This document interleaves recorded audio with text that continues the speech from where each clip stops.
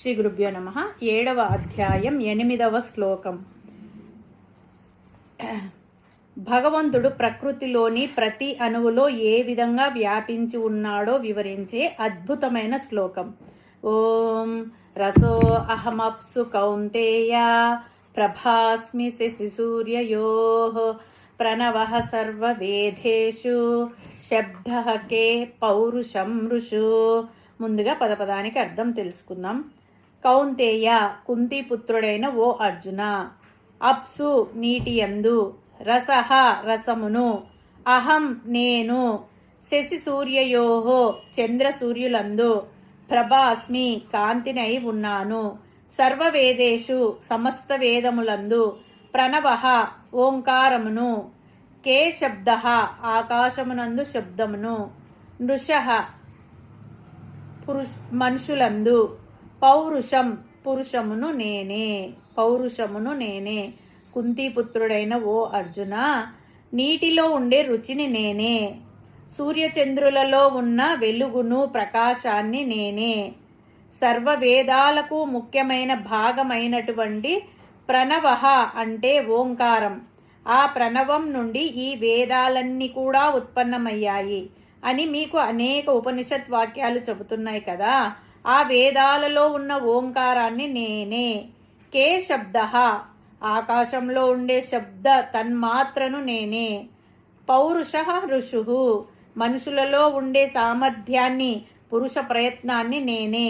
ఈ శ్లోకంలో పరమాత్మ ప్రకృతిలో తాను ఎలా వ్యాపించి ఉన్నాడో సోదాహరణగా తెలియజేస్తున్నాడు. మానవులకు ఒక సహజ లక్షణం ఉంది, దేవుడు ఎక్కడో ఉన్నాడని అనుకోవడం. శైవులకు శ్రీశైలంలో కాశీలో, వైష్ణవులకు శ్రీరంగంలో, రామభక్తులకు అయోధ్యలో, శాక్తేయులకు కంచి కామాక్షి మధుర మీనాక్షి, ఇట్లాగా వారి ఇష్టమైన దైవం ఎక్కడో ఒక చోట ఉన్నారు అని అనుకోవడం, అక్కడికి వెళ్ళడం, నాకు అది కావాలి ఇది కావాలి అని కోరికలు కోరడం, మొక్కులు తీర్చడం, వారు సంపాదించిన సంపాదనలో కొంత దేవుని హుండీలో వేయడం, దీనినే భక్తి అనుకుంటారు. అటువంటి వాళ్లకు శ్రీకృష్ణ పరమాత్మ తాను ఎక్కడెక్కడ ఉన్నాడు అనేది చిన్న చిన్న ఉదాహరణలతో ఈ శ్లోకంలో చెప్పాడు.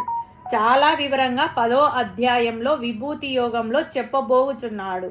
ఈ శ్లోకంలో ఉదాహరణగా కొన్నింటిని వివరించాడు. నీటిలో రుచి, సూర్యచంద్రులలో ప్రకాశము, వేదములలో ఓంకారము, ఆకాశంలో శబ్దము, మనుషులలో అహంకారము, వీరత్వము, పౌరుషము, ఇవన్నీ కూడా పరమాత్మ స్వరూపాలే. అంటే ఏ వస్తువుకు ఏ లక్షణం ఉంటుందో ఆ లక్షణాన్ని పరమాత్మ అని, ఆ చైతన్యమే పరమాత్మ, సర్వవ్యాపకుడు అని తెలుసుకోవడానికి ఇవి కొన్ని ఉదాహరణలు.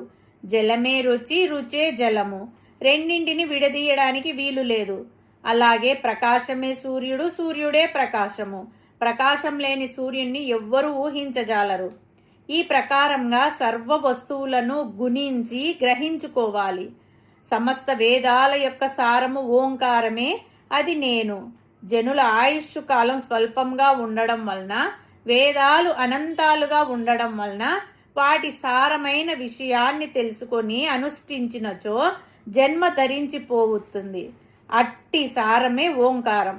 కాబట్టి ఓంకారాన్ని జపించుచు, దాని అర్థాన్ని మననం చేసుకుంటూ, ఓంకారానికి మూలమైన పరమాత్మను ధ్యానించుచూ ఉంటే పరమశ్రేయస్సు కలుగుతుంది.